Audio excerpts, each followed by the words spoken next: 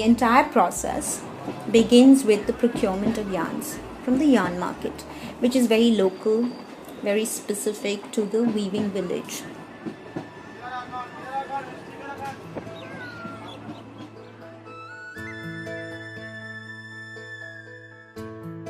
And once the yarn has been procured, it is put into dyeing, and it is hand dyed. So it's a very cumbersome process to match the colors and all. There are no specifications as you would get it if you were dyeing it on an industrial scale. So it's very much about hand and eye coordination and getting it just right. Immediately after dyeing, once the yarns have been dried, the next process is reeling.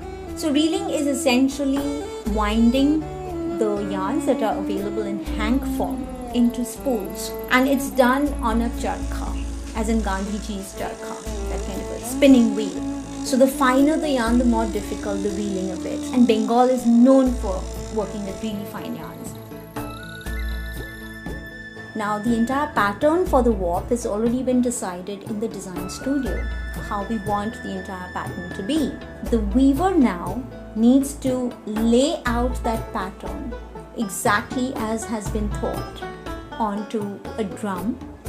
So there are lots of spools of yarns and simultaneously yarns drawn from the spools according to the pattern. So that entire process is called warping. So there's this huge drum-like structure onto which the entire width of the sari comes on in the form of yarns. Immediately after warping, heeling is done. Now heeling is done only during daytime. It is literally like threading a needle. Heels are nothing but fine thread-like structures with a little eye in it. So it's a very cumbersome process where you have to get every thread, every yarn now needs to be fed through the eye of the heeled.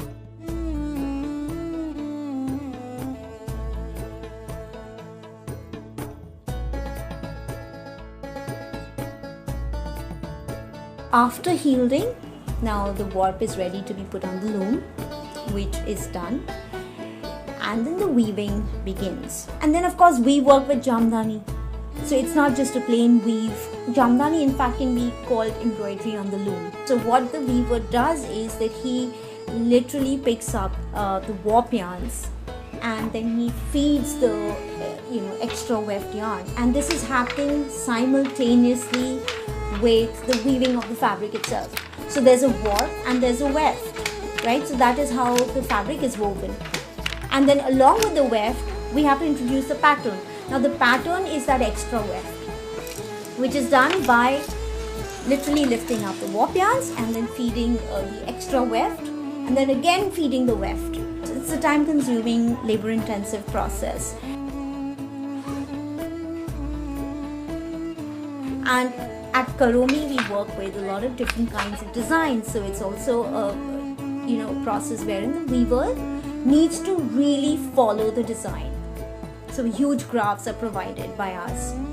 It's not drawn to scale, it's drawn to actual proportions.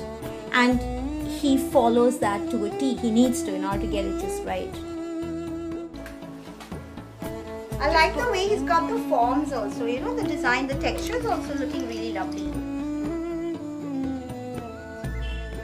At the end of the day, it makes us happy that in some way we are working towards keeping a very traditional craft alive.